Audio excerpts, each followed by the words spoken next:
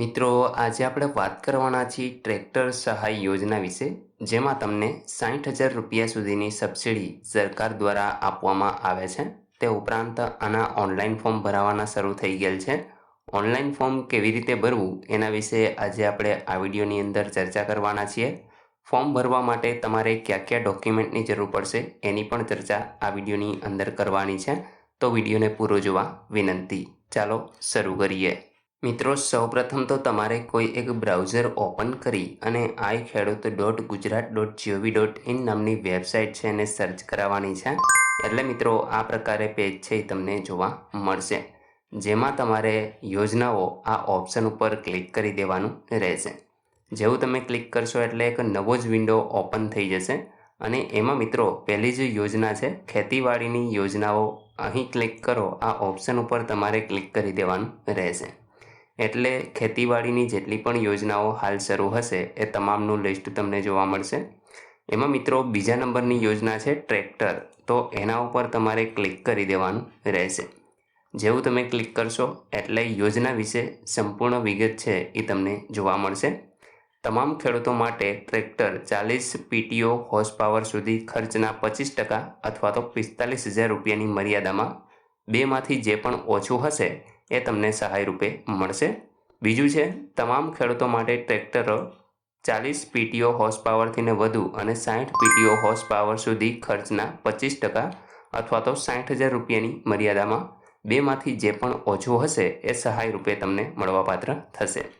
વધારાની વિગત જોઈએ તો ટ્રેક્ટર માટે ખેતીવાડી ખાતા દ્વારા વખતો વખત જાહેર કરેલ પ્રાઇસ ડિસ્કવરીના હેતુ માટે તૈયાર કરેલ એમ્પેનલમેન્ટના સમાવિષ્ટ ઉત્પાદકના એમ્પેનલ થયેલ ટ્રેક્ટર મોડેલ તેમજ અધિકૃત વિક્રેતા પાસેથી લાભાર્થી ખેડૂતે ખરીદી છે એ કરવાની રહેશે.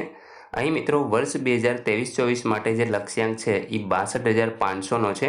તો 62,000થી પણ વધારે ખેડૂતોને આ યોજનાનો લાભ છે એ મળવાપાત્ર રહેશે. 10 વર્ષે તમે આ યોજનાનો લાભ છે એ મેળવી શકો. એટલે કે આ વર્ષે માની લો કે તમે આ લાભ મેળવો છો 2024ની અંદર, તો તમે પાછો 2034ની અંદર ફરી પાછો આ જ યોજનાનો લાભ છે એ મેળવી શકો છો. મિત્રો ફોર્મ 20 ફેબ્રુઆરી 2024થી શરૂ થઈ ગયેલ છે અને 25 ફેબ્રુઆરી 2024 સુધી તમે આ યોજનામાં એપ્લાય કરી શકો છો. અરજી કરવા માટે અરજી કરો આ ઓપ્શન ઉપર તમારે ક્લિક કરી દેવાનું રહેશે. જેવું તમે ક્લિક કરશો એટલે મિત્રો અરજી ફોર્મ ભરવા વિશેની તમામ સૂચનાઓ છે એ તમને અહીં જોવા મળશે.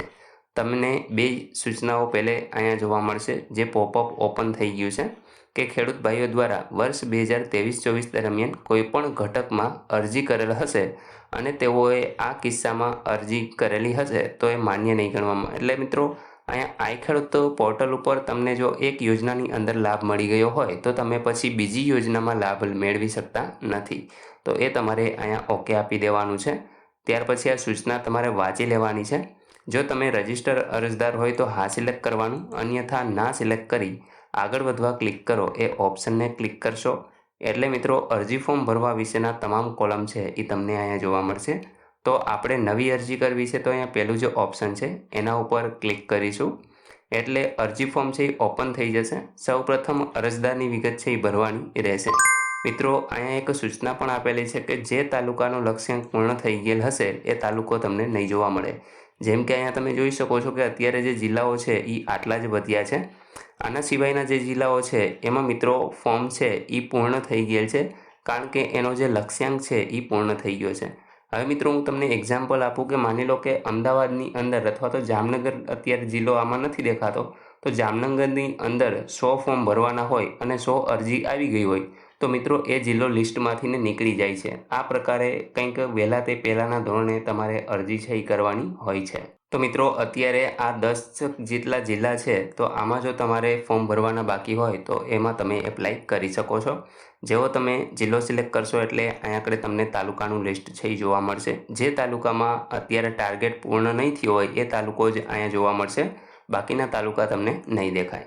તો એ જ પ્રકારે તમારે ગામનું નામ સિલેક્ટ કરવાનું છે અને બાકી તમામ વિગત છે એ ભરી દેવાની રહેશે. ત્યાર પછી બેંકની વિગત ભરવાની છે, જેમાં તમે જોઈ શકો છો કે IFSC કોડ છે, તમારો ખાતા નંબર, નામ અને એડ્રેસ, આ તમામ વિગત ભરી દેજો. જમીનની વિગત આપવાની છે, જેમાં મિત્રો તમે જમીન રેકોર્ડ ધરાવો છો કે પછી ટ્રાઇબલ લેન્ડ, તો એ તમે અહીંથી સિલેક્ટ કરી લેશો. ત્યાર પછી જે તાલુકો સિલેક્ટ કરેલો હશે ઉપર એ જ પ્રમાણે તમને અહીંયા જોવા મળશે અને તમારો ખાતા નંબર છે એ તમારે સિલેક્ટ કરી લેવાનો રહેશે. રેશન કાર્ડની વિગત આપવાની છે, જેમાં અહીંયા નંબર નાખી અને સર્ચ કરાવવાનું છે. તમામ સભ્યના નામ તમને જોવા મળશે, એમાંથી તમારે તમારું નામ સિલેક્ટ કરી લેવાનું રહેશે. અહીંયા જે કેપ્ચા તમને જોવા મળે છે, કેપ્ચા તમારે એ જ પ્રકારે લખી દેવાનો છે અને અરજી સેવ કરોના ઓપ્શન ઉપર ક્લિક કરી દેવાનું રહેશે. એટલે મિત્રો તમારા મોબાઈલ નંબર ઉપર એક SMS આવશે, જેમાં તમને તમારો અરજી નંબર છે એ આપવામાં આવશે. એ અરજી નંબર તમારે સાચવીને રાખવાનો છે. ભવિષ્યમાં જ્યારે પણ તમારે અરજી વિશે સ્થિતિ જાણવી હશે ત્યારે એ નંબર ઉપરથી તમે જાણી શકશો.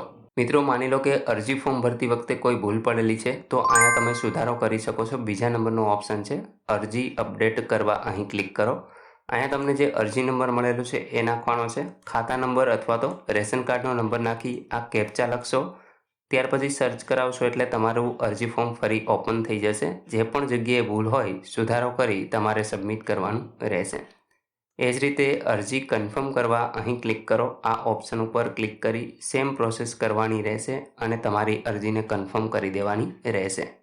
ત્યાર પછી તમારી અરજીની પ્રિન્ટ મેળવવાની છે. એમાં પણ સેમ પ્રોસેસ રહેશે મિત્રો. અહીંયા અરજી નંબર, ખાતા નંબર અથવા રેશન કાર્ડ નંબર અને તમારી અરજીની પ્રિન્ટ છે એ તમારે કાઢી લેવાની રહેશે. મિત્રો તમારે અરજીની સ્થિતિ જાણવી હોય તો તમે ફરી પાછા હોમ પેજ ઉપર આવી જશો. અહીંયા તમે નીચે સ્ક્રોલ કરાવશો તો તમને જોવા મળશે અરજીનું સ્ટેટસ તપાસવા અથવા તો એની પ્રિન્ટ મેળવવા, ક્લિક કરો. આ ઓપ્શન ઉપર ક્લિક કરી દેવાનું છે. અહીંયા મિત્રો તમારી અરજીમાં અન્ય યોજનાઓ છે એને તમારે પસંદ કરવાની રહેશે. ત્યાર પછી અહીંયા કણે અરજી ક્રમાંક ઉપરથી તમે જાણવા માંગો છો કે રસીદ ઉપરથી, આપણે અરજી ક્રમાંકને સિલેક્ટ કરીશું. અહીંયા તમારો અરજી નંબર, ત્યાર પછી કેપ્ચા કોડ, તમારા આધાર કાર્ડના છેલ્લા 4 આંકડા અથવા તો તમારા મોબાઈલ નંબરના છેલ્લા 4 આંકડા નાખવાના રહેશે. ત્યાર પછી અરજીનું સ્ટેટસ તપાસો. આ ઓપ્શન ઉપર ક્લિક કરશો એટલે તમારી અરજીની સ્થિતિ તમને જોવા મળશે. અને જો તમારે પ્રિન્ટ મેળવવી હોય તો રીપ્રિન્ટ અરજી આ ઓપ્શન ઉપર ક્લિક કરવાનું રહેશે. તો મિત્રો આશા રાખું છું કે અહીં ટ્રેક્ટર યોજનાની અંદર તમને ફોર્મ ભરવાથી લઈ સ્ટેટસ વિશે અને ડોક્યુમેન્ટ છે એ તમારે જે તે સમયે તમને કોલ આવે ત્યારે મિત્રો એ તમામ ડોક્યુમેન્ટ તમારે સાથે લઈ જવાના છે. તમારો ખાતા નંબર છે, આધાર કાર્ડ નંબર છે અને ત્યાર પછી બેંકની ચોપડી. તો આ તમામ વિગત છે એ તમારે અવશ્ય લઈ જવાની રહેશે. મિત્રો આશા રાખું છું કે આ વિડીયોની અંદર તમને તમામ માહિતી મળી ગઈ છે. તેમ છતાં પણ કંઈ પ્રશ્ન હોય તો તમે કોમેન્ટ દ્વારા પૂછી શકો છો. વિડીયોને લાઇક કરજો, તમારા મિત્રો સુધી આને શેર કરજો અને ચેનલને સબસ્ક્રાઈબ કરી લેજો, જેથી આવી કોઈ પણ માહિતી આપ સુધી પહોંચતી રહે. વિડીયો જોવા બદલ આપનો ખૂબ ખૂબ આભાર. મળીએ એક નવા વિડીયો સાથે. ત્યાં સુધી જય હિન્દ.